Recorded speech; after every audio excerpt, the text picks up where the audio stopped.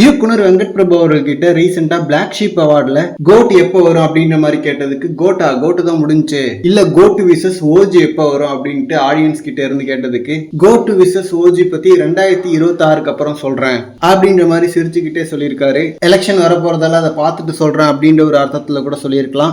இடையில ஒரு ரூமர் போச்சு தளபதி 70 நடிக்க போறாரு, அதுக்காக வெங்கட் பிரபு அவர்களை தான் கதை பண்ண சொல்லியிருக்காரு அப்படின்ற மாதிரிலாம் சொல்லிட்டு இருந்தாங்க. பட் எலெக்ஷனுக்கு முன்னாடி தளபதி பண்ற ஒரே படம் ஜனநாயகம் தான். ஜனநாயகன் ஷூட்டிங்கே ஒரு பக்கம் பொலிட்டிக்கல், இன்னொரு பக்கம் ஷூட்டிங்னு ரொம்ப கஷ்டப்பட்டு மேனேஜ் பண்ணிட்டு இருக்காரு. சோ அதனால இப்போதைக்கு தளபதி 70 இல்லன்றதெல்லாம் தெரிஞ்சதுதான். பட் மேபி எலெக்ஷனுக்கு அப்புறம் படம் பண்ண வேணா வாய்ப்பு இருக்கு. ஏன்னா கோட் 2க்கு நல்ல ஒரு லீடு கொடுத்திருந்தாங்க.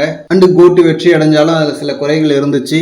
சோ அதெல்லாம் என்னன்னு பிக்ஸ் பண்ணி பார்ட் 2 எழுதலாம். கோட் 2 தாண்டி லியோ 2க்கு ஒரு மிகப்பெரிய எதிர்பார்ப்பு இருக்கு. அண்ட் 2026 எலெக்ஷனுக்கு அப்புறம் தளபதிக்கு என்ன பண்றதுன்ற ஒரு ஐடியா இப்போதைக்கு இருக்காது. ஏன்னா இப்போதைக்கு டிவி கேம் மேலதான் ஃபுல் ஃபோக்கஸ் இருக்கும். சோ அதனால என்ன நடக்க போகுது அப்படின்றதெல்லாம் காலத்தோட கையில தான் இருக்கு. அண்ட் வெங்கட் பிரபு அவர்களுக்கு கோட் படத்துக்காக தான் அவார்டு கிடைச்சிருக்கு. ஏன்னா என்ன இருந்தாலும் 2024 பெஸ்ட் என்டர்டெய்னர் கோட் தான். பெரிய ஹீரோஸ் படங்கள்ல ஓரளவுக்கு எல்லாரையும் சாட்டிஸ்ஃபை பண்ணி எல்லா தியேட்டர்ஸ்லயுமே பாக்ஸ் ஆபீஸ்ல நம்பர் 1 அமைஞ்ச படம் கோட் தான். சோ அதனால பெஸ்ட் என்டர்டெய்னிங் படம் அப்படின்னு சொல்லிட்டு அவார்டு கொடுக்கறது worth. Okay friends, GOAT 2 Leo 2 இல்ல சிஎம்னு சொல்லிட்டு உங்களோட விஷயம் என்னன்னு சொல்லிட்டு கமெண்ட்ல சொல்லுங்க.